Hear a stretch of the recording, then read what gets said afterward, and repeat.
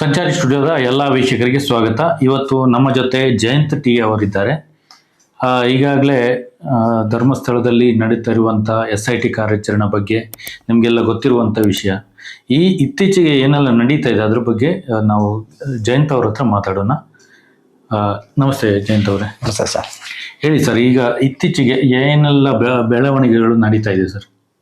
ಧರ್ಮಸ್ಥಳದಲ್ಲಿ ಇವಾಗ ಜನರಿಗೊಂದು ಖುಷಿ ಕೊಡೋ ಸುದ್ದಿ ಅಂತ ಕಾಣಿಸುತ್ತೆ. ಎಲ್ಲ ಕಡೆನೂ ಎಲ್ಲ ತನಿಖಾಧಿಕಾರಿ ಯಾರ್ಯಾರು ಈ ಹಿಂದೆ ಅಲ್ಲಿ ಏನೋ ಊತಾಕಿದವರನ್ನು, ಊತಾಕಿದ ಸಹಾಯ ಮಾಡಿದ ಅಧಿಕಾರಿಯವರನ್ನು ಪ್ರತಿಯೊಬ್ಬರಿಗೂ ನೋಟಿಸ್ ಕೊಟ್ಟು ಕರೆಸಿ ವರದಿ ತಯಾರು ಮಾಡ್ತಾ ಇದ್ದಾರೆ.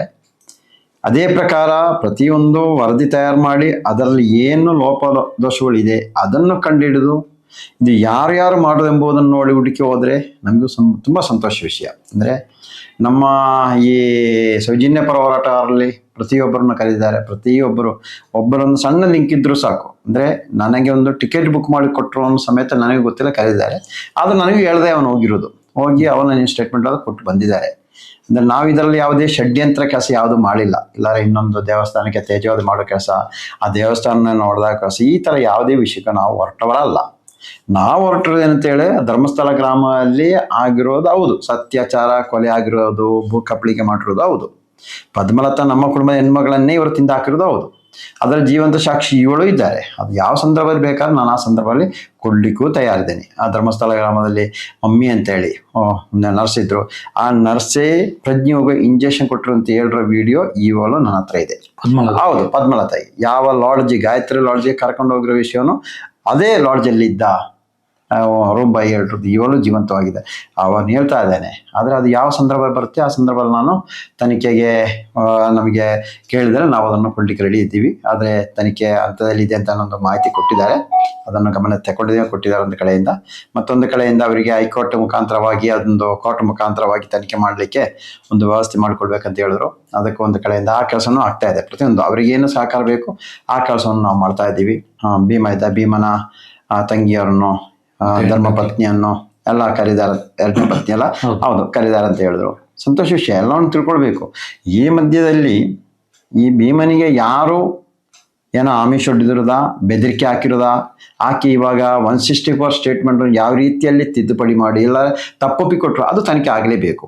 ಅದು ಆಗದಿಲ್ಲ ಸರಿ ಆಗಲ್ಲ. ತನಿಖೆ ಆಗಬೇಕು, ಸತ್ಯ ಹೊರಗೆ ಬರಲೇಬೇಕು. ಅಂದರೆ ಭೀಮ ಅಲ್ಲಿ ಇದ್ದದ್ದು ಹೌದು. ಎಷ್ಟೋ ಜನ ಇಲ್ಲ ಸುಳ್ಳು, ಇಲ್ಲ ನಿಮ್ಮ ಸೌಜನ್ಯ ಪರ ಹೋರಾಟವನ್ನು ಹೋರಾಟ ನಿಲ್ಲಿಸಿಗೋಸ್ಕರ ಅವರ ಏನೋ ಯಾರೋ ಈ ಅತ್ಯಾಚಾರ ಗ್ಯಾಂಗು ಇವರೆಲ್ಲ ಒಂದು ಷಡ್ಯಂತ್ರ ಮಾಡೋದು ಅದು ಯಾವುದೇ ಕಾರಣಕ್ಕಲ್ಲ.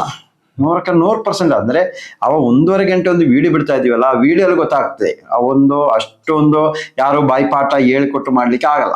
ಅವನ ಅನುಭವವನ್ನು ಅವ ಬಿಚ್ಚಿಟ್ಟಿರೋದು ಅದು ನನ್ನ ಮುಂದೆ ಹೇಳ್ದಾನೆ, ಇಲ್ಲ ಅಂತಲ್ಲ. ಆದ್ರೆ ರೆಕಾರ್ಡ್ ಯಾವುದಿಲ್ಲ. 1.5 ಗಂಟೆ ಮಾತಾಡಿದ್ರೊಂದು ಎಲ್ಲೂ ಕಟ್ಟಿಲ್ಲದ ಅಂತ. ಹೌದು, ಎಷ್ಟು ನೀಟಾಗಿ ವಿಡಿಯೋ ಯಾವುದೇ ಬಾಯಿ ಇಲ್ಲದ ಕೂತಿದ್ದಾನೆ, ಬಾಯಿ ಇಲ್ಲ ಹೇಳ್ತಾ ಇದ್ದಾನೆ.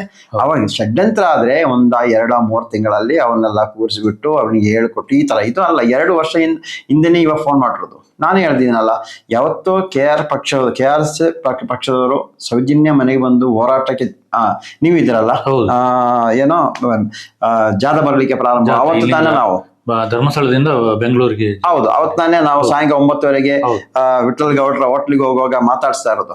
ಆವಾಗ ತಾನೇ ಹೇಳಿದ್ರು, ನಾವು ಫೋನ್ ಮಾಡ್ರು. ಅವಾಗ ನಾನು ಕೇಳ್ತೇನೆ, ಆ ಹೆಣ್ಣು ಮಗಳು ಯಾರು ಊತ ಹಾಕಿರೋದು, ಆ ಬ್ಯಾಗ್ ಇರುವ ಹೆಣ್ಣು ಮಗಳು ಊತ ಹಾಕಿರೋ ಅವತ್ತು ಹೇಳ್ತಾ ಇದ್ದಾನೆ. ಫಸ್ಟ್ ಟೈಮ್ ಕೇಳ್ತಾ ಇರೋದು. ಅವಾಗ ನಾನು ಆಮೇಲೆ ಕೇಳಿದೆ, ಇಲ್ಲಿದ್ದಾರೆ ಅವು ಕರೆಸಬಹುದಾ, ಏನ ಮಾಡ್ಬೋದಾ ಅಂತ. ಆದ್ರೆ ಇದಿಷ್ಟು ದೊಡ್ಡ ವಿಷಯ ಅಂತ ಗೊತ್ತಿರಲಿಲ್ಲ. ಆದ್ರೆ ನಾವು ಒಂದು ಈ ತರ ಹೋಗ್ಬೋದೆಲ್ಲ ಗೊತ್ತಿರಲಿಲ್ಲ. ಆದ್ರೆ ಅವತ್ತು ಕೇಳಿ ಆನಂತರ ಬಿಟ್ಬಿಟ್ಟಿದ್ದೆ ನಾನು. ಮತ್ತೆ ಹೇಳಿದ್ರು, ಇಲ್ಲ ಸಂಪರ್ಕ ಸಿಗ್ತಾ ಇಲ್ಲ ಅಂತ ಹೇಳಿದ್ರು. ಸರಿ, ಅಲ್ಲಿ ನಾವು ಬಿಟ್ಬಿಟ್ಟೆ. ನಮಗೆ ನೇರವಾಗಿ ಬಂದ್ರೆ ನಾವು ಹೋಗಿ ಅವ್ರನ್ನ ಮಾತಾಡಿಸಿ ಏನೋ ಒಂದು ವ್ಯವಸ್ಥೆ ತರ್ಬೋದಿತ್ತು. ಆದ್ರೆ ಅವ್ರ ಮುಖಾಂತರ ಬರುವ ಮತ್ತೆ ನಾವು ಕೇಳೋದು ಹೌದವಳ ಕೇಳೋ ವಿಷಯಕ್ಕೆ ನಾನು ಇರಲಿಲ್ಲ, ಆ ಕೆಲಸ ಮಾಡಲಿಲ್ಲ. ಆದ್ರೆ ತಾವು ಇದ್ದೀರಿ, ಅವನೇ ಕರೆ ಮಾಡಿರೋದು. ತಮಗೆ SIT ಅವ್ರ ನೋಟಿಸ್ ಬಂತು, ತಿರ್ಗಾ ಹೋಗ್ಲಿಕ್ಕೆ ಆನಂತರ ಬನ್ನಿ ಅಂತ ಹೇಳಿ ಹೋಗುವ ಈ ವಿಷಯವನ್ನು ಪ್ರಸ್ತಾಪನೆ ಮಾಡಿ ನೀವು ಅವಾಗ ಷಡ್ಯಂತ್ರ ಯಾವ್ದು ಗೊತ್ತಾಗ್ತಲ್ಲ. ಹೌದು, ನಮಗೆ ಗೊತ್ತಿರುವಂತ ಮಾಹಿತಿ ಕೊಡ್ಲಿಕ್ಕೆ ನಾವು ತಯಾರಿದ್ದೀವಿ. ಹೌದು. ಆಮೇಲೆ ಅವತ್ತು ಹೇಳಿರುವಂತದ್ದು ನನಗೆ ಜೀವ ಬೆದರಿಕೆ ಇದೆ, ನಾನು ಎಲ್ಲಿದ್ದೀನಿ ಅಂತ ನಾವು ಹೇಳ್ತಾ ಇಲ್ಲ. ಹೌದು. ಆಮೇಲೆ ಒಂದು ಹೆಣ ಊತಾಕ್ಲಿಕ್ಕೆ ಇಷ್ಟು ದುಡ್ಡು ಕೊಡ್ತಾ ಇದ್ರು. ಹೌದು. ಆಮೇಲೆ ಏನು ಕೋರ್ಟಲ್ಲಿ ಬಂದು ಸುಳ್ಳು ಸಾಕ್ಷಿ ಕೊಟ್ರೆ ಕಣ್ಣಲ್ಲಿ ನೋಡಿದಷ್ಟು ದುಡ್ಡು ಕೊಡ್ತೇವೆ ಅಂತ ಅದನ್ನ ಅವನೇ ಹೇಳ್ತಾರೆ. ಮುಂದಿನ ಮಹೇಶನ್ ಮುಂದಿನ ಅದನ್ನೇ ಹೇಳ್ತಾ ಇರೋದು. ಅತ್ಯಾಚಾರ ಮಾಡೋದಿಕ್ಕೆ ಒಂದು ಟೀಮು, ಅದನ್ನು ಪ್ರಕರಣಗಳನ್ನು ಮುಚ್ಚಾಕ್ಲಿಕ್ಕೆ ಒಂದು ಟೀಮು, ಸಾಕ್ಷಿ ನಾಶ ಮಾಡ್ಲಿಕ್ಕೆ ಒಂದು ಟೀಮು, ಈ ತರ ಬೇರೆ ಬೇರೆ ಟೀಮ್ ಇದೆ. ನಮ್ಗೆ ರಾತ್ರಿ ಎಷ್ಟೊತ್ತಿಗೆಲ್ಲ ಕಾಲ್ ಬರುತ್ತೆ ಗೊತ್ತಿಲ್ಲ. ಕಾಲ್ ಬರುವಾಗ ನಾವು ತಯಾರಾಗಿರ್ಬೇಕು. ಅದನ್ನು ಹುತ್ತಾಕುದ, ಸುಟ್ಟಾಕುದ, ಆಮೇಲೆ ಎಲ್ಲ ತಗೊಂಡೋಗಿ ಬಿಸಾಕುದ, ಅದು ಯಾವ ತರ ಬೇಕೋ ಆ ತರ ಆರ್ಡರ್ ಬರ್ತಾ ಇತ್ತು, ಆ ತರ ನಾನು ಮಾಡ್ತಾ ಇದ್ದೆ ಅಂತ ಅವತ್ತೇ ಹೇಳಿದ. ಯಾವಾಗ 2 ವರ್ಷ ಅವತ್ತೇ ಹೇಳಿರುವಂತದ್ದು. ತಮ್ಮ ಕಿವಿ ಕೇಳಿಸಿ ನನ್ನ ಕಿವಿ ಕೇಳಿಸೋಣ ಮಾತೆ. ಆ ನಂತರ ನಂಗೆ ಹೇಳಿರೋ ವಿಷಯನೂ ಹೌದು. ಅದರಲ್ಲಿ ಯಾವುದೇ ಷಡ್ಯಂತ್ರ ಇಲ್ಲ, ಸತ್ಯ ಹೇಳ್ತಾ ಇರೋದು. ಅವನ್ನೇನಂತ ಬೆದರಿಸಿ ಗೆದರಿಸಿ ಯಾವುದೇ ರೀತಿಯಲ್ಲಿ ಅವನ್ನು ಚೇಂಜ್ ಮಾಡಿರೋದು ಇವತ್ತಿಗೂ ನಾನು ಅವನ ಬಗ್ಗೆ ದೂರ ವಿಷಯನೇ ಇಲ್ಲ. ಅವ ಸತ್ಯವಾಗಿ ಇದ್ದಾನೆ. ಅವ್ರ ಮನೆಯವ್ರಿಗೂ ಅಷ್ಟೇ ಏನೋ ಎದುರಿಸಿದ್ದಾರೆ. ಅಂದ್ರೆ ಅವತ್ತು SIT ಆಗೋ ಮುಂಚೆನೆ SP ಹತ್ರ ಹೋಗುವಾಗ್ಲೇ ಇವ ಹೆದರ್ತಾ ಇದ್ದ. ಮನೆಗೆಲ್ಲ ಯಾರು ಜನ ಹೋಗೋದು, ಮನೆಯನ್ನು ಖಾಲಿ ಮಾಡಿಸೋ ಕೆಲಸನೆಲ್ಲ ಅಲ್ಲಿಂದ ಮಾಡಿಸ್ತಾ ಇದ್ರು. ಆ ನಂತರ ಗಿರೀಶರೆಲ್ಲ SP ಮಾತಾಡಿದ್ದಾರೆ, ಒಂದು ವ್ಯವಸ್ಥೆ ಮಾಡಬೇಕು, ಈ ತರ ತೊಂದರೆ ಆಗ್ತದೆ ಅಂತ ಈ ರೀತಿಯಲ್ಲಿ ಭಯ ಬೀಳ್ತಾ ಇದ್ದ. ಮತ್ತೆ ಅವ ಏನಂತ ಹೇಳಿದ್ರೆ ಅಲ್ಲಿ ಆಗಿರುವ ಘಟನೆಯನ್ನು ಅವನಿಗೆ ಗೊತ್ತು ಏನಾಗ್ತ ಅಂತ, ಯಾವ ರೀತಿಯಲ್ಲಿ ಕೊಲೆ ಮಾಡ್ತಾ ಅನ್ನೋದು ಗೊತ್ತು. ಇವಾಗ ಒಂದು ಸೌಜನ್ಯ ವಿಷಯದಲ್ಲಿ ಇರುವ ಇನ್ನೊಬ್ಬರಿಗೆ ಸ್ಲೋಪ ವಯಸ್ಸಿನಲ್ಲಿ ಕೊಲೆ ಮಾಡಿರೋದು, ರವಿ ಪೂಜಾರಿ ಅವ್ರ ನ್ಯಾಯಕ್ಕೆ ವಿಷಯ, ಆ ವಿಷಯನ ಪ್ರಸ್ತಾವನೆ ಮಾಡ್ತಾ ಇದ್ದಾನಲ್ಲ, ಅಲ್ಲಿ ಅವನಿಗೆ ಅದೇ ರೀತಿ ಭಯ ಇರುತ್ತೆ, ಮುಂದೊಂದು ದಿನ ನನಗೂ ಇದೇ ಪರಿಸ್ಥಿತಿ ಅಂತ. ಅವನಿಗೆ ಬದುಕಲಿಕ್ಕೆ ಆಸೆ ಇದೆ, ಅಂದ್ರೆ ಸತ್ಯ ಹೇಳಿ ಜನಗೆ ತಿಳಿಸಿಬಿಟ್ಟು ಬದುಕೋ ಆಸೆ ಇದೆ. ಆದ್ರೆ ನಮಗೆ ಆ ತರ ಅಲ್ಲ. ನಾವೆಂಗು ಅದಕ್ಕೋಸ್ಕರ ಇಳಿದಿರೋದು, ಅದು ಯಾವುದಕ್ಕೂ ರೆಡಿ ಅಂತಲೇ ನಾವು ಇಳಿದಿರೋದು. ಅದಕ್ಕೆ ನಾವೇ ಕೇಳ್ತಾ ಇದ್ದೀವಿ, ಯಾವ ಅಷ್ಟು ಬಂಧನ ಮಾಡ್ತೀರಿ ಕರ್ಕೊಂಡು ಹೋಗಿ ಅಂತ. ಅಂದ್ರೆ ನಾವೇ ಅಲ್ಲಿ ಸರ್ ಅವನೇ ಹೇಳಿದ ಹಾಗೆ ಅಲ್ಲಿ ಏನು ಅವ್ರ ಜೊತೆ ಕೆಲಸ ಮಾಡಿರೋರು ಕೂಡ ನಿಗೂಢವಾಗಿ ಕಾಣಾಗ್ತಾ ಇದ್ರು. ಹೌದು, ಈ ತರ ಅಲ್ಲಿ ಯಾರೆಲ್ಲ ಈ ಕೃತ್ಯಕ್ಕೆ ಬಳಸ್ತಾ ಇದ್ರು ಅವ್ರನ್ನ ಯಾರನ್ನು ಕೂಡ ಬಿಟ್ಟಿಲ್ಲ. ಅವರು ಸಾಕ್ಷಿ ಮಾಡ್ತಲೇ ಇದ್ದಾರೆ. ಈಗ ಕೂಡ ಕೆಲವೊಂದು ಆಮಿಷ ಕೂಡ ಒಡ್ಡಿರ್ಬೋದು, ನಮಗ್ ಗೊತ್ತಿಲ್ಲ. ಆಮಿಷ ಒಡ್ಡಿ ಆತರ ಈ ತರ ಸುಳ್ಳು ಹೇಳಿ ಮಾಡಿರ್ಬೋದು. ಏನಾಗಿದೆ ಅದನ್ನ ನಾನು ಹೇಳ್ತಾ ಇರೋದು, ಇನ್ನಾದರೂ SIT ಅಧಿಕಾರಿಯವರು ನಿಷ್ಠೆಯಿಂದ ತನಿಖೆ ಮಾಡಿ ಅವನಿಂದ ಯಾರು ಅವನಿಗೆ ಬೆದರಿಕೆ ಹಾಕಿರೋದು, ಯಾರು ಆಮಿಷ ಇಟ್ಟಿರೋದು, ಯಾರು ಅವನ ಮನೆಗೆ ಹೋಗಿರೋದು, ಇವನ್ನೆಲ್ಲ ಕರೆಸೋ ವ್ಯವಸ್ಥೆ ಮಾಡಬೇಕು. ಇವಾಗ ಅವರ ಮನೆಯವರೆಲ್ಲ ಬರ್ತಾ ಇದಾರಲ್ಲ, ಮನೆಯವರ ಬರುವಾಗ ಕೇಳ್ಬೋದಲ್ಲ, ಕೇಳಿ ಸತ್ಯವನ್ನು ಜನಗೆ ಕೆಲಸ ಮಾಡಿ. ಇದೊಂದು ಸಣ್ಣ ವಿಷಯ ಅಲ್ಲ, ಇದು ಧರ್ಮಸ್ಥಳ ಗ್ರಾಮಕ್ಕೆ ಅಡೆಕೊಂಡ್ರ ವಿಷಯ ಅಲ್ಲ, ವಿಶ್ವನೇ ಗೊತ್ತಾಗಿದೆ ಇದು ಏನಾಗ್ತಾ ಇದೆ ಅಂತ. ಆ ಸತ್ಯ ಹೊರಗೆ ಬರಲಿ, ಎಷ್ಟೇ ಪ್ರಭಾವಿ ವ್ಯಕ್ತಿ ಆಗಲಿ, ಯಾರೇ ಆಗಲಿ, ಅತ್ಯಾಚಾರಿ ಅಂದ್ರೆ ಅತ್ಯಾಚಾರಿ ಅವರು ಅಲ್ಲಂತ ಹೇಳಲ್ಲ. ಅದಕ್ಕೋಸ್ಕರ ಆದಷ್ಟು ಒಳ್ಳೆ ಕೆಲಸ ಮಾಡಿ. ನಾನು ಹೇಳ್ತಾ ಇರೋದು, ಅಲ್ಲಿ ಅಧಿಕಾರಿಯವರಿಗೂ ನೋಡಿ, ಆ ಮಂಜುನಾಥ ಸ್ವಾಮಿ ಅಣ್ಣಪ್ಪನ ಅನುಗ್ರಹವನ್ನು ಪಡ್ಕೊಂಡು ಹೋಗಿ. ಅದಕ್ಕಿಂತ ದೊಡ್ಡ ಅನುಗ್ರಹ ಬೇರೆ ಯಾವುದಂತ ಇಲ್ಲ, ಯಾವುದೂ ಇರಲಿಕ್ಕಿಲ್ಲ. ಆ ಸತ್ಯವನ್ನು ಅಲ್ಲಿ ಬಿಚ್ಚಿಟ್ರೆ ಅವ್ರು ಎಷ್ಟೋ ಇನ್ನೂ ಇದ್ದಾರೆ, ಯಾರೋ ಕಂಬಕ್ಕೆಲ್ಲ ಕಟ್ಟಿ ಹಾಕಿ ವಿಷಯ ಎಲ್ಲ ಬಂದೇ ಬರ್ತಾರೆ ಒಳಗೆ. ಆದರೆ ಕೆಲವೊಂದು ಮಾಧ್ಯಮದಲ್ಲಿ ತೋರಿಸಿ ನೋಡಿದ್ರೆ ಯಾರೂ ಬರಲ್ಲ ಮುಂದಕ್ಕೆ, ಆ ಭಯನೇ ಬೀಳ್ತಾ ಇದ್ದಾರೆ. ಮಾಧ್ಯಮವರಾದರೂ ಅಲ್ಲಿ ಬರ್ಲಿಕ್ಕೆ ಒಂದು ವ್ಯವಸ್ಥೆ ಮಾಡ್ಕೊಡ್ಬೇಕು ತಾನೆ ಜನರಿಗೆ. ನೊಂದವರು ಎಷ್ಟೋ ಜನ ಇದ್ದಾರೆ. ಇವಾಗ ನೋಡಿ, ನಾವು ಇವಾಗ RTಯಲ್ಲಿ ಎಲ್ಲ ಮಾಹಿತಿಯನ್ನು ತೆಗೆದುಬಿಟ್ಟೆಲ್ಲ ನೋಡ್ತಾ ಇರುವಾಗ KS ಹೆಗ್ಡೆ ಹಾಸ್ಪಿಟ್ಲ್ ವಿಷಯ ಭಯಾನಕ ಆಗ್ತಾ ಇದೆ. ಅಲ್ಲಿಗೆ ಇವಾಗ ಒಂದು ಪಕ್ಕದಲ್ಲಿರುವಂಥ ಠಾಣೆಗೆ ದೂರು ಕೊಟ್ಟರೆ ಠಾಣೆಯವರು ಪಕ್ಕದಲ್ಲಿರುವಂಥ ಆಸ್ಪತ್ರೆಗೆ ಅಪರಿಚಿತ ಶವಾದ ತಗೊಂಡೋಗ್ಬೇಕಿತ್ತು, ಅಂದರೆ ಸರ್ಕಾರಿ ಹಾಸ್ಪಿಟ್ಲಿಗೆ. ಇದು ಏನಿಲ್ಲ, ಅಲ್ಲಿಂದ ನೇರವಾಗಿ KS ಹೆಗ್ಡೆ ಹೋಗಿ ಅಲ್ಲೇ ಮರಣೋತ್ತರ ಪರೀಕ್ಷೆ ಮಾಡಿ ಅಲ್ಲೇ ಮೋರ್ಚರಿಯಲ್ಲಿ 1 ವಾರ ಇಡುದಂತ ಹೇಳಿ, ಇಲ್ಲ ಅವರ ಯಾರು ಪಾರ್ಟಿ ಬರುವವರೆಗೆ ಇಡುದಂತ ಹೇಳಿದ್ರೆ ಅದಕ್ಕೆ ಖರ್ಚು ಯಾರು ನೋಡೋದು? ಇವಾಗ ಪಂಚಾಯತಿಂದ ಕೊಟ್ಟು ಖರ್ಚು ಏನಂತ ಹೇಳಿದ್ರೆ, ನಾ ಏನೋ ತಗೊಂಡು ಹೋಗಿರೋದು, ತಂದಿರೋದು, ದಫನ ಮಾಡಿರೋದು, ಅದರ ಮಾತ್ರ ಇವಾಗ ಲೆಕ್ಕ ಕೊಟ್ಟಿರೋದು. ನಾನಿನ್ನು ಕೇಳ್ತಾ ಇರೋದು ಇವಾಗ ನೋಡಿ, 70 ಮೃತದೇಹಗಳನ್ನು, ಅಪರಿಚಿತ ಮೃತದೇಹಗಳನ್ನು ಮಂಗಳೂರು KS ಹೆಗ್ಡೆ ಆಸ್ಪತ್ರೆಯಲ್ಲಿ ಮರಣೋತ್ತರ ಪರೀಕ್ಷೆ ನಡೆಸಿ ಆ ನಂತರ ಮೋರ್ಚಲ್ಲಿ 1 ವಾರ ಎಲ್ಲ ಇಟ್ಟಿದೆ. ಇದರ ದುಡ್ಡನ್ನು ಯಾರು ಕೊಡ್ತಾ ಇರೋದು? ಇದೇ ದುಡ್ಡು ಯಾರ್ದು? ಈ 70 ಮೃತದೇಹ, ಈ 70 ಅಪರಿಚಿತ ಶವಗಳ ಎಷ್ಟು ಅಮೌಂಟ್ ಕೊಟ್ಟಿರ್ಬೋದು? ಯಾರು ಕೊಟ್ಟಿದ್ದಾರೆ? ಪಂಚಾಯತ್ ಕೊಟ್ಟಿರೋದಾಗ ಕಾಣಿಸ್ತಾ ಇಲ್ಲ. ಏನೋ ಸರ್ಕಾರಿ ಹಾಸ್ಪಿಟಲ್ ಕೊಟ್ಟಿದ್ದಾರೆ ಹಂಗಾರೆ ಬೆಳ್ತಂಗಡಿ, ಇಲ್ಲ ಬೆಳ್ತಂಗಡಿ ಪೊಲೀಸ್ ಠಾಣೆಗೆ ಕೊಟ್ಟಿದ್ದಾರೆ, ಇಲ್ಲ DC ಅವರೇನೋ ಮಾಡಿದಾರ. ಇದನ್ನು ನಾವು ಇವಾಗ ಮಾಹಿತಿ ಕಲೆ ಹಾಕಿದ್ವಿ, ನೋಡೋಣ ಏನಾಗುತ್ತೆ ಅಂತ, ಯಾವ ಹಂತಕ್ಕೆ ಹೋಗ್ತಾ ಇದೆ ಅಂತ. ಯಾವುದೇ ಕಾರಣಕ್ಕೂ ನನ್ನ ಪ್ರಕಾರವಾಗಿ, ನಾನು ತಿಳಿದ ಪ್ರಕಾರವಾಗಿ, ನಮ್ಮ ಒಂದಿಷ್ಟು ಸೀನಿಯರ್ ವಕೀಲರನ್ನೆಲ್ಲ ಮಾತಾಡಿಸೋ ಪ್ರಕಾರವಾಗಿ, ಯಾವುದೇ ಕಾರಣಕ್ಕೂ ಅಪರಿಚಿತ ಮೃತದೇಹವನ್ನು ಪ್ರೈವೇಟ್ ಹಾಸ್ಪಿಟಲ್ ತಗೊಂಡೋಗಿ ಮರಣೋತ್ತರ ಪರೀಕ್ಷೆ ಮಾಡಲಿಕ್ಕೆ ಇಲ್ಲ ಅಂತ ಹೇಳ್ತಾ ಇದ್ದಾರೆ. ಮತ್ತೆ ಇನ್ನು ಯಾವ ಕಾನೂನು ತಿದ್ದುಪಡಿ ಆಗಿದೆ ಎಂಬುದು ಅದು ನಮಗೆ ಗೊತ್ತಿಲ್ಲ, ಅಲ್ಲ ಮುಂದಕ್ಕೆ ತಿಳಿದು ಬರ್ಬೋದು. ಇದರ ಮಧ್ಯದಲ್ಲಿ ಮಹಾಬಲೇಶ್ ಶೆಟ್ಟಿ ಡಾಕ್ಟರ್ ಅವರು ಒಂದು ಮಾಧ್ಯಮ ಮುಖಾಂತರವಾಗಿ ಒಂದಿಷ್ಟು ಹೇಳಿಕೆಯನ್ನು ಹೇಳ್ತಾ ಇದ್ದಾರೆ. ಒಂದನೇದಾಗಿ ಯಾವತ್ತೋ ನೇತ್ರಾವತಿ ನದಿಯ ಪಕ್ಕದಲ್ಲಿ ಒಂದು ಅಸ್ಥಿಪಂಜರ ಸಿಕ್ಕಿತು, ಅವತ್ತೊಂದು ಸ್ಟೇಟ್ಮೆಂಟ್ ಯಾವುದೋ ಮಾಧ್ಯಮದಲ್ಲಿ ಕೊಡ್ತಾ ಇದ್ದಾರೆ. ಅಲ್ಲ, ನಾನೇ ಅಲ್ಲಿ ಒಂದು 70 ಹೌದು 70 ಅಸಹಜ ಸಾವಾಗಿರುವಂತ ಮೃತಗಳನ್ನು ಮರಣೋತ್ತರ ಪರೀಕ್ಷೆ ಮಾಡಿ ಅಲ್ಲ 15 ಮೀಟರ್ ದೂರ ಅಂತರಲ್ಲಿ ಊತ ಹಾಕಿರಂತೆ. ಅದಂದ್ರೆ ಅರಣ್ಯ ಪ್ರದೇಶ, ನದಿ ಬದಿ. ಇಲ್ಲಿ ಊತ ಹಾಕಿರಿ ಯಾರು ಹೇಳಿರೋದು? ಪ್ರೈವೇಟ್ ಅವ್ರನ್ನ ಕರ್ಸ್ಕೊಂಡು ಹಿಂಗೆ ಮಾಡ್ತಾ ಇರೋದು. ಸರ್ಕಾರಿ ಆಸ್ಪತ್ರೆ ವೈದ್ಯರು ಇಲ್ವಾ? ದೇಶವನ್ನು ಅಭಿವೃದ್ಧಿ ಮಾಡುವವರಿಗೆ ಹಂಗೆ ಅದೇನೋ ಆಸ್ಪತ್ರೆಯನ್ನು ಅಭಿವೃದ್ಧಿ ಮಾಡ್ಲಿಕ್ಕೆ ಆಗಿಲ್ವಾ? ಇಲ್ಲ, ಒಂದು ಪೊಲೀಸ್ ಠಾಣೆಯಲ್ಲಿ ಇಷ್ಟು ಅಸಹಜ ಸಾವು ಸಂಭವಿಸ್ತಾ ಇರುವಾಗ ಏನೋ ಅದನ್ನು ಮರಣೋತ್ತರ ಪರೀಕ್ಷೆ ಮಾಡುವ ಒಂದು ವ್ಯವಸ್ಥೆ, ಅದೇ ಥರನೇ ಅಲ್ಲಿ ಅದನ್ನು ಕೆಳದಂಗೆ ಇಡುವ ಒಂದು ವ್ಯವಸ್ಥೆ ಮಾಡ್ಬೇಕಿತ್ತಾನೆ. ಇದು ಯಾವುದೂ ಇಲ್ಲ. ದೇಶವನ್ನೆಲ್ಲ ಉದ್ಧಾರ ಮಾಡ್ತಾ ಇದ್ದಾರೆ, ದೇಶಕ್ಕೆಲ್ಲ ದೊಡ್ಡವರೆಲ್ಲರೂ. ಆಯ್ತು, ಇದಕ್ಕೆ ಮಾತ್ರ ಯಾವ ಒಂದು ವ್ಯವಸ್ಥೆ ಇಲ್ಲಲ್ಲ. ಆ ನಂತರ ಎಲ್ಲೂ ಇಲ್ಲ. ಏನೋ ಅಂತ ಮೃತದೇಹವನ್ನು ತಿರ್ಗಾ ತಂದು ಅದೇ ಗ್ರಾಮದಲ್ಲಿ ಊತಾಕುವ ವ್ಯವಸ್ಥೆ ನಾವು ಎಲ್ಲೂ ಕಾಣಿಸ್ತಿಲ್ಲ. ಅಂದ್ರೆ ಅದು ಕೂಡ ಅರಣ್ಯ ಪ್ರದೇಶಗಳಲ್ಲಿ ತಂದು ಊತಾಕ್ತಾ ಇದ್ದಾರೆ. ಅದಕ್ಕೆ ಪರ್ಮಿಷನ್ ಲೆಟರ್ ಬೇಕು. ಹೌದು, ಎಷ್ಟೊಂದು ವ್ಯವಸ್ಥೆ ಇದೆ, ಯಾವುದಿಲ್ಲ. ಗಾಳಿ ಎಲ್ಲ ನಾವು ಹೇಳ್ದಂಗೆನೆ ಅಂತ ಒಂದು ಚಿಂತೆ. ನಾನು ಹೇಳ್ದಂಗೆ ಎಲ್ಲ ನಡೀತಾ ಅಂತ. ಇನ್ನೂ ನಡೆಯಲ್ಲ. ಇನ್ನೆಲ್ಲ ಜನರಿಗೆ ಎಚ್ಚೆತ್ಕೊಂಡಿದ್ದಾರೆ. ಜನರಿಗೆ ಗೊತ್ತಾಯ್ತು ಜನರನ್ನೆಲ್ಲ ಮಂಗ ಮಾಡ್ತಾ ಇದ್ರ ಅಂತ. ಜನರಿಗೆಲ್ಲ ಚಲ್ಲೆಹಣ್ಣು ತಿಳಿಸ್ತಾ ಇದ್ರೆ ಗೊತ್ತಾಯ್ತು. ಜನರು ಎಚ್ಚೆತ್ಕೊಂಡಿದ್ದಾರೆ. ಇವಾಗ ಇನ್ನು ಬರ್ತಾರೆ ನೋಡಿ, ಒಂದೊಂದು ಕಡೆಯಿಂದ. ನಾವು ಮಾಧ್ಯಮಿತರು ಕೇಳ್ತಾ ಇರೋದು, ನೀವು ಭಯ ಬೀಳಿಸೋ ಕೆಲಸ ಮಾಡಬಾರ್ದು. ಸತ್ಯಾಸತ್ಯ ಹೊರಗೆ ಬರಲಿ ಅಂತ ಎಲ್ಲ ಪ್ರತಿಯೊಬ್ಬರು ಮುಂದೆ ಬನ್ನಿ. ಒಂದು ಕಡೆ ನಿಂತು ಮಾತಾಡೋದಲ್ಲ, ಒಂದು ಕಡೆ ಕೆಲಸ ಮಾಡಿ ಏನೋ ತೋರಿಸೋದಲ್ಲ. ಸರ್ಕಾರಕ್ಕೆ ತೋರಿಸ್ಬೇಕು ಏನಾಗ್ತದೆ, ಏನು ಮಾಡ್ಬೋದು ಎಂಬುದನ್ನು. ಅದರಲ್ಲಿ ಒನ್ ವೇಲಿ ಯಾವುದು ಕೆಲಸ ಮಾಡಬೇಕು ಅಂತ ಕೆಲವೊಂದು ಮಾಧ್ಯಮವರೆಗೂ ನಾವು ಹೇಳ್ತಾ ಇದ್ದೀವಿ. ಸರ್, ಮೊನ್ನೆ SITಗೆ ಹೋಗಿ ಗಿರೀಶ್ ಮಟ್ಟಣ್ಣವರು ಮತ್ತೆ ಪದ್ಮಲತಾ ಮನೆಯವರು, ಸೌಜನ್ಯರ ಮನೆಯವರು ಮತ್ತೆ ವೇದವಲ್ಲೆ ಮನೆಯವರು ಎಲ್ಲರೂ ಸೌಜನ್ಯ ಹೋರಾಟಗಾರರು SITಗೆ ಒಂದು ದೂರು ಕೊಟ್ಟಿದೆ. ಏನು ವಿಷಯ ಸರ್? ಅದರ ವಿಚಾರವಾಗಿ ಏನಾದ್ರು ತನಿಖೆ ಶುರು ಮಾಡಿದಾರಾ? ಮತ್ತೆ ಈಗ ಒಂದು ಕಡೆಯಿಂದ SIT ಕ್ಲೋಸ್ ಆಗ್ತಾ ಇದೆ ಅಂತ ಹೇಳ್ತಾ ಇದ್ದಾರೆ, ಇನ್ನೊಂದು ಕಡೆಯಿಂದ 40 ಪೊಲೀಸರಿಗೆ ನೋಟಿಸ್ ಕೊಟ್ಟಿದ್ದಾರೆ. ಚಿನ್ನಯ್ಯನ ಹೆಂಡತಿ ಮತ್ತೆ ತಂಗಿ ಕೂಡ ಅಲ್ಲಿ ಹೋಗಿರುವಂತದ್ದು. ಏನಾಗ್ಬೋದು ಸರ್ ಮುಂದೆ? ಈ SITನ ಕ್ಲೋಸ್ ಆಗ್ಬೋದು ಅಲ್ಲ ಇನ್ನೂ ಕೂಡ ಮುಂದುವರಿ? ನಾನು ಹೇಳಿ SIT ಸದ್ಯಕ್ಕೆ ಕ್ಲೋಸ್ ಮಾಡಲ್ಲ, ಕ್ಲೋಸ್ ಮಾಡ್ಲಿಕ್ಕೂ ಆಗಲ್ಲ.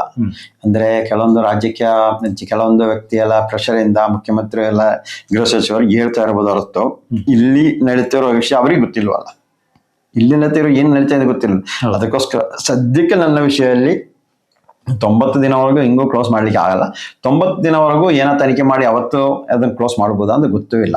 ಆದ್ರೆ 90 ದಿನ ಆದ್ರೂ ಪರವಾಗಿಲ್ಲ, 60 ದಿನ ಆದ್ರೂ ಸತ್ಯ ಹೊರ ಬರಬೇಕು. ಇಲ್ಲದ್ರೆ SIT ಒಂದು ಗೌರವ ಕಳ್ಕೊಂಡ ರೀತಿಯಲ್ಲಿ ಆಗುತ್ತೆ.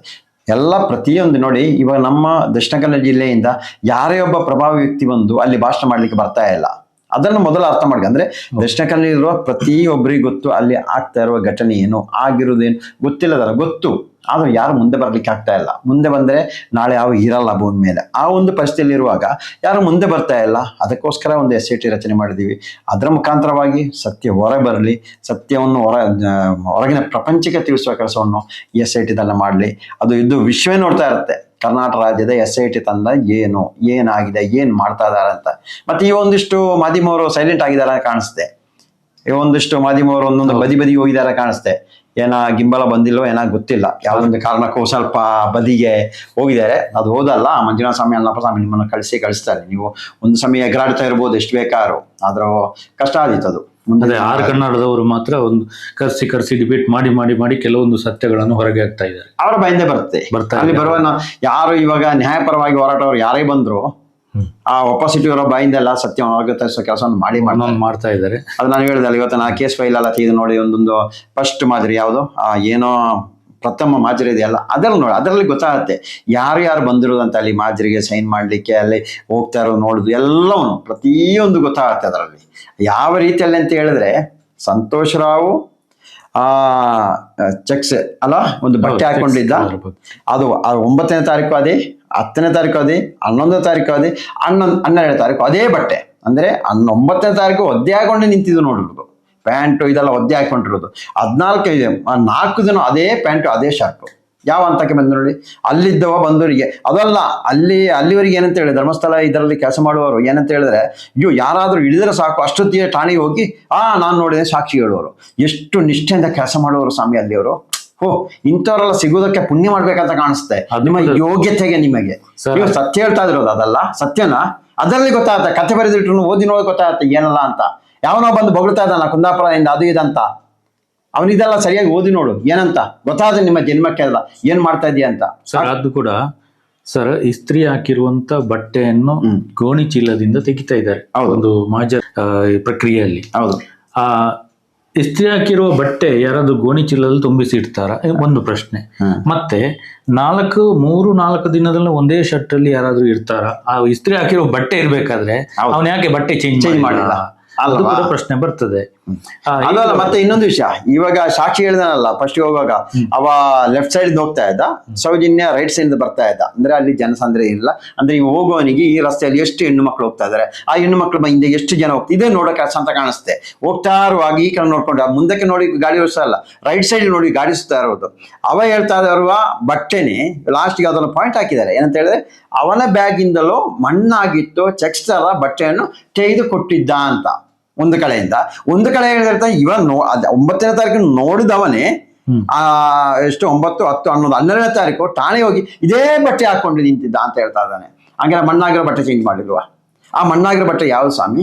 ಇವ ಹಾಕಿರೋ ಬಟ್ಟೆ ಚೇಂಜ್ ಮಾಡಿಲ್ಲ, ಮಣ್ಣಾಗಿರೋ ಬಟ್ಟೆ ಇನ್ನೊಂದು. ಯಾರಿಗೆ ಚಲನೆಯನ್ನು ತಿಳಿಸ್ತಾ ಇದ್ದೀರಾ ನೀವೆಲ್ಲ?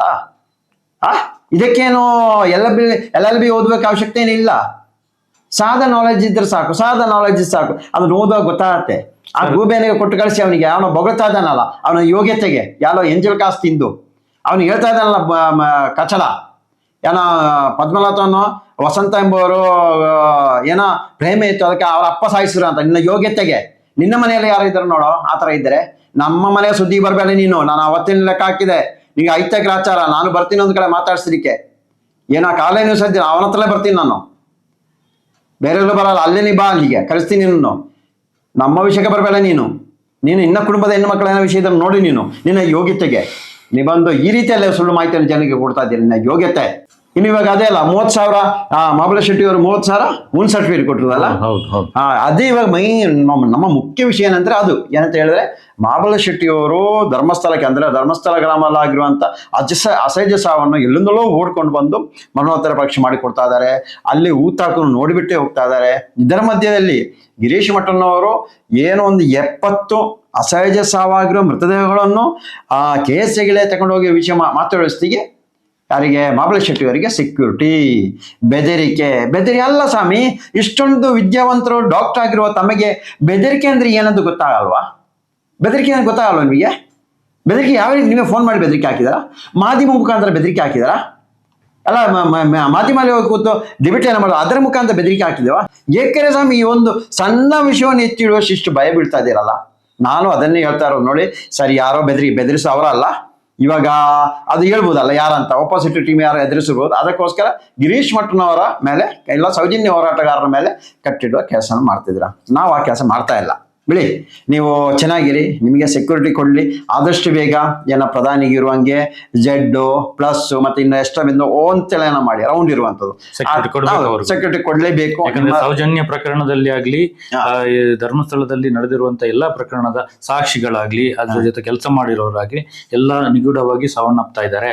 ಹಾಗಾಗಿ ಸೆಕ್ಯೂರಿಟಿ ಕೊಡ್ಲೇಬೇಕು. ಅಲ್ಲ, ಸೆಕ್ಯೂರಿಟಿ ಬೇಕೇ ಬೇಕು. ಮತ್ತೇನು ಅಂತ, ನೀವು ಇವನ್ ಎಲ್ಲ ಸಂತೋಷ ಮೇಲೆ ಮೈ ಮೇಲೆಲ್ಲ ಗಾಯ ಆಗಿರೋದು, ಇಷ್ಟು ಗಂಟೆ ನಂತರ ಆಗಿರೋದು, ಇಷ್ಟು ಗಂಟೆ ಆಮೇಲೆ ಆಗಿರೋದು ಅಂತೆಲ್ಲ ಕೊಟ್ಟಿದ್ದಾರಲ್ಲ ಸ್ವಾಮಿ. ಗೋಮಠ ಬೆಟ್ಟ ಕೆಳಗೆ ಇದ್ದಂತ ಹೇಳಿದವಲ್ಲ, ಆ ರವಿ ಪೂಜಾರಿಯ ಒಂದು ಸ್ಟೇಟ್ಮೆಂಟ್ ಅಲ್ಲಿ ಓದಿ ನೋಡಿ. ನಾವಲ್ಲಿ ಹಿಡಿಯುವಾಗ ಹಿಡಿದ ನಂತರ ಅಲ್ವಾ, ಆವಾಗ ಅವರಿಂದ ಗಾಯ ಆಗಿದೆ ಅಂತ ಆಗಿದೆ. ಅದೇನು ಸ್ವಾಮಿ ಗಾಯ? ಎಲ್ಲಿ ಗಾಯ ಆಗಿರೋದು? ನೀವು ಬೆನ್ನ ಮೇಲೆದೆಲ್ಲ ಇಷ್ಟು ಉದ್ದ ಅಂತ ಹಾಕಿದಾರಲ್ಲ, ಇಷ್ಟುದ್ದ ಗಾಯ, ಅದು ಇಷ್ಟು ಗಂಟೆ ಹಿಂದೆ ಆಗಿರೋದು ಭಯಂಕರ. ನಿಮ್ಮ ಹತ್ರ ಸೂಪರ್ ವೈದ್ಯರು ಸ್ವಾಮಿ. ಸರ್, ಅಲ್ಲಿ ಜನಗಳು ಸಂತೋಷವನ್ನು ಹಿಡ್ಕೊಳ್ಳುವಾಗ ಅವನು ಓಡೋಗ್ತಾ ಇದ್ದ. ಓಡೋದ್ಮೇಲೆ ಜನ ಎಲ್ಲ ಹೇಳಲಿಕ್ಕೆ ಶುರು ಮಾಡಿದ್ರು, ಅಲ್ಲಿ ಸೌಜನ್ಯ ಕೊಲೆ ಮಾಡಿದ್ದು ಇವನು ಅಂತ ಜನಗಳೆಲ್ಲ ಹೊಡೆದಿದ್ದಾರೆ, ಹಲ್ಲೆ ಮಾಡಿದ್ದಾರೆ. ಆಗ ಆಗಿರುವಂತ ಈಗ ಗಾಯದ ಗುರುತುಗಳು. ಮತ್ತೆ 2 ದಿವಸ ಮುಂಚೆ ಈಗ ಏನು ಅವರು ಆರೋಪ ಮಾಡ್ತಾ ಇದ್ದಾರೆ, ಸಂತೋಷ ಆರೋಪಿ ಅಂತ, ಸೌಜನ್ಯ ಅತ್ಯಾಚಾರ ಕೊಲೆ ಮಾಡಿರುವಂಥದ್ದು. ಆವಾಗ ಗಾಯಗಳಾಗಿದೆ. ಈಗ 2 ಗಾಯಗಳು ಕೂಡ ಸಪರೇಟ್ ಆಗಿ ಮಾಡ್ಬೇಕಲ್ಲ ಸರ್. ಇದೊಂದು 2 ದಿವಸ ಮುಂಚೆ ಆಗಿರೋದು, ಇದು 2 ದಿವಸ ನಂತರ ಆಗಿರುವಂತದ್ದು. ಅಲ್ಲ, ಸಪರೇಟ್ ಎಲ್ಲೂ ತೋರಿಸಿಲ್ಲ ಅವರು, ಎಲ್ಲೂ ತೋರಿಸ್ತಾ ಇಲ್ಲ. ಅದು ತೋರಿಸಿ ಈಗ ಬರಲ್ಲ ಸ್ವಾಮಿ. ಅದು ಇವಾಗ ಅವ್ರ ಹೆಂಗೆ ಹೇಳೋದು, ಇವರೇ ಈ ಹೆಣ್ಣು ಮಗಳೇ ಮಾಡಿರೋದು ತೋರಿಸ್ಬೇಕಲ್ಲ, ಮೈ ಮೇಲೆ ಇರುವಂತದ್ದು ಅಲ್ಲ ಸ್ವಾಮಿ. ಹೌದು, ವಿಷಯ ಹೌದು. ಆ ಶರ್ಟ್ ಎಲ್ಲ ಸ್ವಲ್ಪ ಅರಿಬೇಕಿತ್ತಲ್ಲ. ಅಷ್ಟೆಲ್ಲ ಗುಸ್ತಿ ಮಾಡಿ ಮೈಯಲ್ಲೇ ಅಷ್ಟು ಗಾಯ ಆವಾಗ ಶರ್ಟ್ ಏನು ಅರಿಬೇಕು? ಅದು ಯಾವುದು ಇಲ್ವಲ್ಲ. ಏನಾಗಿದೆಯಾ? ಏನೂ ಆಗಿಲ್ಲ. ಹೌದು, ಅಲ್ಲಿ ಅಲ್ಲಿ ಹೊಡಿಬೇಕಾದ್ರೂ ಶರ್ಟ್ ಹರಿದಿಲ್ಲ, ಹೌದು, ಅತ್ಯಾಚಾರ ಮಾಡ್ಬೇಕಾದ್ರೂ ಕೂಡ shirt ಏನಾಗಿಲ್ಲ ಹರಿದಿಲ್ಲ ಅಂತ ಹೇಳ್ತಾರೆ. ಹಾ ಅಲ್ಲಿ ಕಸ್ಟಡಿಯಲ್ಲಿ ಇರುವಾಗ, ಪೊಲೀಸ್ ಸ್ಟೇಷನ್ ಅಲ್ಲಿ ಇರುವಾಗಲೂ ಕೂಡ ಏನಾಗಿಲ್ಲ. ಮತ್ತೆ ಇನ್ನೊಂದು ವಿಷಯ ಏನು ಗೊತ್ತಾ, ಇವಾಗ ಈ ಹೆಣ್ಣುಮಗಳು ಹೋಗ್ತಾ ಇರುವಾಗ 20 ಫೀಟ್ 40 ಫೀಟ್ ಅಂತರದಲ್ಲಿ ಒದ್ದೆ ಹಾಕೊಂಡು ಸಂತೋಷ್ ರಾವ್ ಒದ್ದೆ ಹಾಕೊಂಡು ಹೋಗುದು ನೋಡಿದಾನೆ. ಆದ್ರೆ ಅಷ್ಟೊಂದು ಜನ ಇರುವಾಗ ಪಾಪ ಅವನು ಎತ್ತಾಕೊಂಡು ಕಾಡಿಗೆ ಹೋಗುದು ಯಾರು ನೋಡಿಲ್ಲ ಸ್ವಾಮಿ. ಸರ್ ಎತ್ತಿದಾರಂತಲ್ಲ, ಡಾಕ್ಟರ್ನ ಎತ್ತಿದಾರ. ಅದು ಹೌದು ಸ್ವಾಮಿ, ಡಾಕ್ಟರ್ನ ಎತ್ತಿದ್ದಾರೆ. ಡಾಕ್ಟರ್ನ ಅದೇ ಡಾಕ್ಟರ್ ಮೆಡಿಕಲ್ ಅಲ್ಲಿ ನಂಬರ್ 1 ಡಾಕ್ಟರ್ ಅಂದ್ರೆ ತಾವು ಸಹ ತಮಗೆ ಅಭಿನಂದನೆ ಕೊಡಬೇಕು. ಅಂದ್ರೆ ತಾವು ಒಬ್ಬ ಆರೋಪಿ ಬರುವಾಗ ಅವರಿಂದ ತಮ್ಮನ್ನು ಎತ್ತಿ ಎಷ್ಟು ವೇಟ್ ಇತ್ತು, ಆ ಕೆಪಾಸಿಟಿ ಇದೆ ಅಂತ ನೋಡುವಂತ ತಾವು ವೆರಿ ಗುಡ್ ಡಾಕ್ಟರ್ ಸಾಹೇಬ್. ಇಡೀ ದೇಶದಲ್ಲೇ ವಿಶ್ವದಲ್ಲೇ ತಮ್ಮಂತ ವೈದ್ಯರು ಸಿಗಲ್ಲ, ಅದಕ್ಕೆ ತಮಗೆ ಅಭಿನಂದನೆಗಳು. ಮತ್ತೆ ಇನ್ನೇನ ಅಲ್ಲ 150 ಏನ್ ತೆಗೆದಿರೋದು ಪುಷಪ್ಸ್ 150 ಪುಷಪ್ಸ್ ಅದು ತಿಳಿಸಿ ಲೆಕ್ಕ ಮಾಡಿದ್ರಲ್ಲ ಸ್ವಾಮಿ. ತಾವು ಡಾಕ್ಟರ್ ಅಂದ್ರೆ ತಾವೇ ಸುಮ್ಮನೆ ಎಲ್ಲ ಏನೋ ಕೇಸಗಳೇ ಅಭಿವೃದ್ಧಿ ಆಗಿರೋದು ತಮ್ಮಂತ ವೈದ್ಯರು ಇದ್ದಕ್ಕೆ ಆಗಿರೋದು. ನಾನಿವಾಗ ಹೇಳ್ತಾ ಇರೋದು ಏನೋ ಅಂತ, ಆದಷ್ಟು ಬೇಗ ಕೇಂದ್ರ ಸರ್ಕಾರ ರಾಜ್ಯ ಸರ್ಕಾರ ಇಂಥ ಒಳ್ಳೊಳ್ಳೆ ಕೆಲಸಗಳನ್ನು ಮಾಡಿ ಮುಂದೆ ಬಂದಿರುವವರನ್ನು ಆ 30,000 wound ಸರ್ಟಿಫಿಕೇಟ್ ಕೊಟ್ಟ ವೈದ್ಯರಿಗೆ ಮತ್ತೆ 82 ವರ್ಷಕ್ಕಾಗುವಷ್ಟು ಅಷ್ಟು ಮಾಡಿದ್ರೆ 82 ವರ್ಷ ಬೇಕಾಗ್ತದೆ. ಹೌದು, ಅಷ್ಟನ್ನು ಬರೀ ಎಷ್ಟು ಒಂದು 25-30 ಮಾಡಿದಿರಿ ಸರ್ವಿಸ್ ಅಲ್ಲಿ ಅವ್ರು ಮಾಡಿದ್ದಾರೆ. ಯಾವ ಸರ್ಟಿಫಿಕೇಟ್ ಇದು ಕೊಡೋಣ ಸರ್? ಅವಾರ್ಡ್ ಭಾರತ ರತ್ನ ಕೊಡ್ಲೇಬೇಕು.